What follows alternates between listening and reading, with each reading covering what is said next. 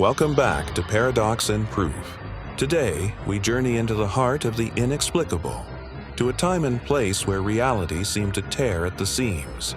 We delve into a true historical anomaly so strange, so unsettling, it forces us to question the very boundaries of the known world.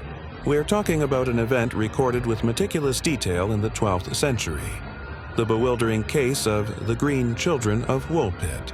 The setting is the small, unassuming village of Woolpit, Suffolk, England, sometime around 1188 AD. The historical records penned by two chroniclers, William of Newburgh and Ralph of Coggeshall, attest to this occurrence not as folklore, but as genuine local history. It was a harvest season like any other, until the discovery was made near the village as notorious Wolf Pit, a deep trench designed to trap wolves. Harvesters discovered two children, a boy and a girl, cowering, seemingly lost and terrified.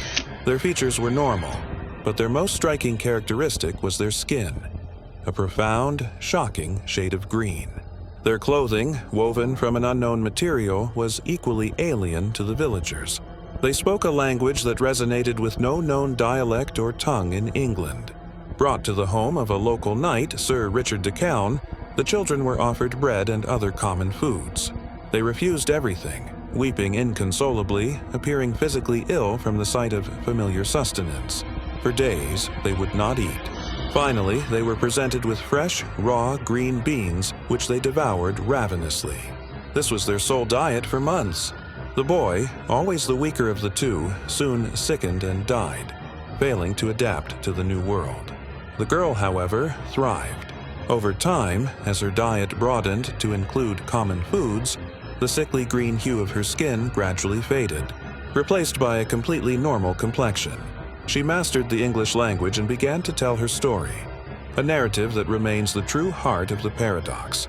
She claimed they came from a place she called the Land of St. Martin, a subterranean realm where the sun never shone brightly, existing in perpetual twilight, a country where there is no sun, but a certain luminous twilight. She recalled a moment when they were herding their father's cattle, and following a loud ringing sound, they entered a cave. After wandering through a lengthy, dim passage, they were suddenly overwhelmed by the intense, dazzling light of the sun, the daylight of Woolpit. Stunned and disoriented, they were found by the reapers. Now, for the proof. Historians have labored for centuries to find a rational explanation. The most popular theory suggests the children were Flemings, perhaps refugees from persecution who had lost their parents and wandered into the secluded area.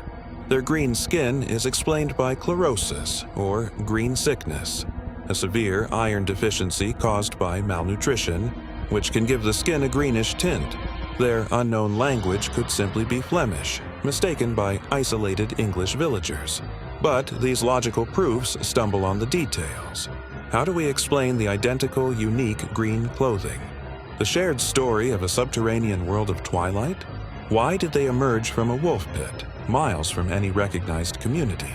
The Green Children of Woolpit remain a chilling testament to the unknown.